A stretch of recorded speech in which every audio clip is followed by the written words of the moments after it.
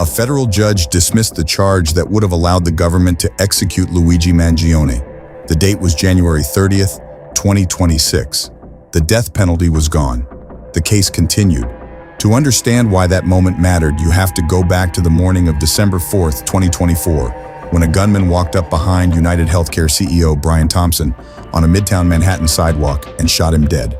Thompson was steps away from the New York Hilton Midtown, where he was scheduled to speak at an annual investor conference. He never made it inside. The shooter fled immediately, vanishing into one of the most surveilled cities in the world. What he left behind told investigators something unusual. The shell casings recovered from the scene had words engraved into them: delay, deny, depose. 3 words. No explanation needed for anyone familiar with how American health insurance companies handle claims. Law enforcement launched a nationwide manhunt. Surveillance footage led investigators to an Upper Manhattan hostel, where the suspect had checked in under the name Mark Rosario. He lowered his mask once, briefly, in front of a receptionist. That image would later circulate across every major news outlet in the country. From the hostel, he boarded a train toward Philadelphia. For 5 days, his real identity remained unknown to the public. Then on December 9th, an employee at a McDonald's in Altoona, Pennsylvania recognized the face in front of them. Local police arrived quickly. Luigi Mangione, 26, an Ivy League graduate, was placed under arrest.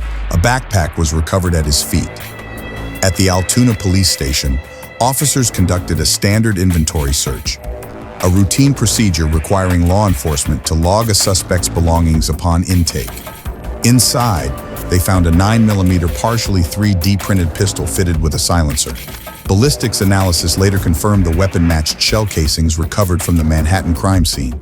Also inside was a handwritten red notebook filled with writings expressing deep hostility toward the health insurance industry and references to historical figures, including Ted Kaczynski.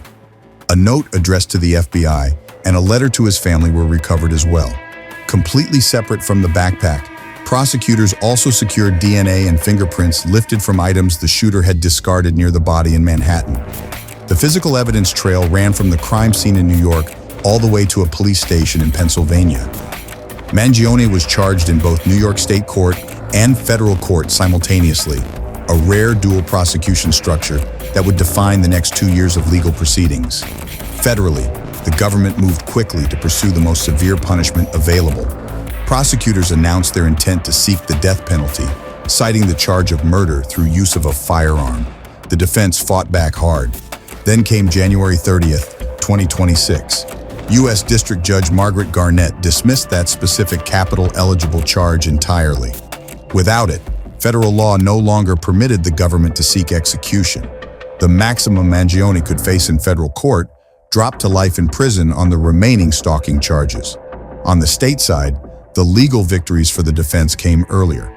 In September 2025, New York Supreme Court Justice Gregory Caro dismissed the top 2 counts of first-degree murder in furtherance of terrorism.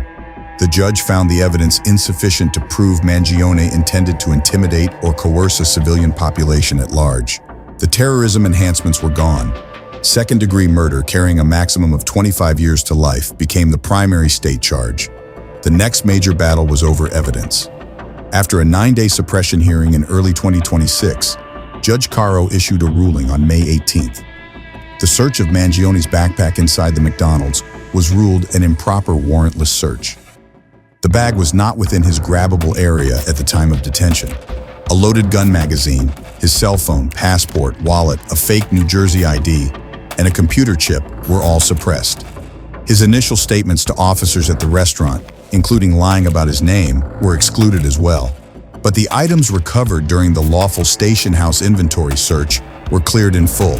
The murder weapon, the silencer, the red notebook, and the letters will all go before the jury. Mangione has pleaded not guilty to every charge in both cases and remains held without bail. The state trial is scheduled to begin September 8, 2026. The federal trial follows on October 13th. 2 juries, 2 courts, 2 separate sets of charges. The death penalty is off the table, but life in prison is not. And the evidence prosecutors are bringing into both courtrooms: DNA from the Manhattan crime scene, ballistics matching the recovered weapon, and a handwritten notebook detailing the motive in the defendant's own words, remains fully intact. The case that began on a sidewalk in Midtown Manhattan on a December morning is now heading toward two separate trials in the fall of 2026. Whatever verdict either jury reaches, the words engraved on those shell casings have already been read by the entire country.